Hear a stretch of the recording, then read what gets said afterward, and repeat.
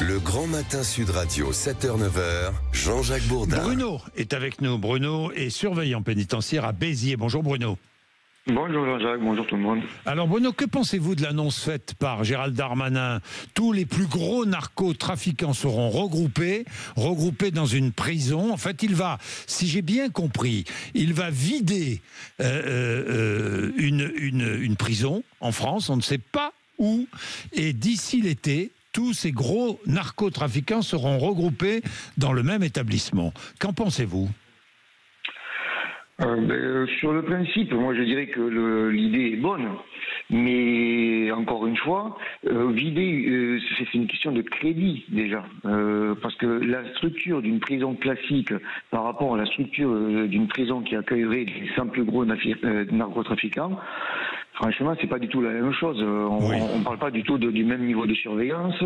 Les surveillants aussi, forcément, triés sur le volet, parce que si vous prenez les 100 plus gros narcotrafiquants, ça pèse quand même, je pense, plusieurs milliards. Oui. Parce que ces gens-là, ils auront des moyens considérables pour tenter l'évasion.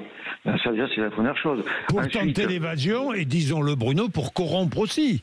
Oui, c'est pour ça que je vous ai dit qu'il fallait des surveillants triés sur le volet. Bon, ça, à la limite, c'est pas le plus difficile. Non. Mais trouver la structure qui serait capable d'accueillir aujourd'hui ce genre de détenus, je pense qu'en France, nous ne l'avons pas. Donc ça veut dire vider une prison, oui, mais il n'y a pas de place dans les autres prisons. Donc vider une prison pour les mettre où? Déjà, dans un premier temps. Ensuite, dans un deuxième temps, si c'est un maire de gauche, à mon avis, c'est un peu râpé. Donc il va falloir qu'il trouve une ville de droite, mais est-ce que la population va être d'accord? Oui. La population ne va Tout pas le créer monde veut aussi des prisons, mais personne veut des prisons, veut une prison chez soi, quoi. Oui, alors vous imaginez, quand vous avez déjà une prison, bon, vous faites avec, vous n'avez pas le choix. Mais si on vous dit, on va vous enlever les petits délinquants de droit commun que vous avez pour vous mettre les 100 plus gros voyous de France, oui.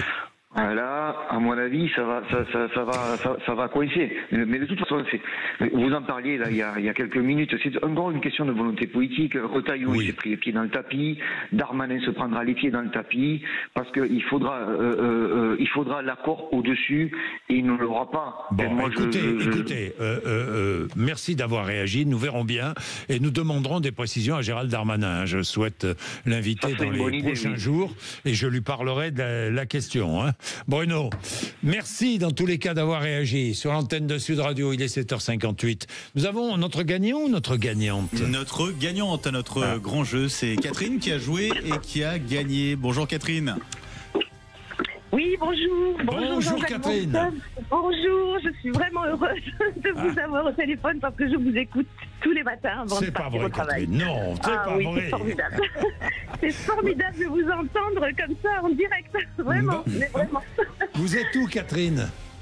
Alors moi j'habite dans le Tarn, dans un petit village qui s'appelle Puylaurent, à 20 minutes de Castres. D'accord, voilà. Pas très loin de Castres. Voilà, avec la grande polémique de cette autoroute dont vous avez parlé ce matin. Ah bah oui, Catherine d'ailleurs, quelle est votre position sur cette autoroute? On en a besoin ou pas? Honnêtement, moi j'ai vécu à Castres il y a 30 ans de ça, dans les années 90. Là, c'était nécessaire, honnêtement. Oui. Là, je pense qu'il fallait désenclaver la région. Maintenant, bon, les travaux ont tellement progressé qu'il serait ridicule d'arrêter tout ça. Je suis d'accord. Maintenant, on a dépensé 300 millions, on va pas on est tout bien d'accord. Voilà. Maintenant, c'est fait, c'est fait.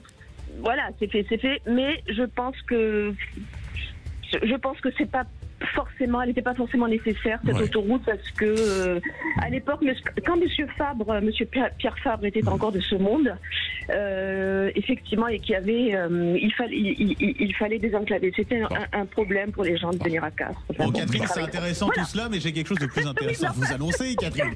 Vous avez gagné un bon cadeau d'une valeur de 1 200 € pour un séjour dans les clubs et hôtels Bellambra. 1 200 € de bons cadeaux. Voilà, vous choisissez où vous partez, vous choisissez votre destination. Il y en a une quarantaine pour les hôtels Club Bellambra. Formidable.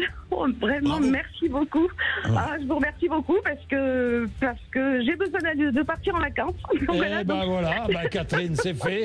C'est fait, vous voyez. Vous avez bien fait d'écouter Sud Radio ce matin et d'être avec nous. Merci à vous. Merci à vous et on vous embrasse. Et meilleurs vœux, bonne année. Meilleurs vœux, Catherine. Voilà, merci. C'est un plaisir. C'est un plaisir d'être avec nos auditrices et nos auditeurs. Il est 8h01.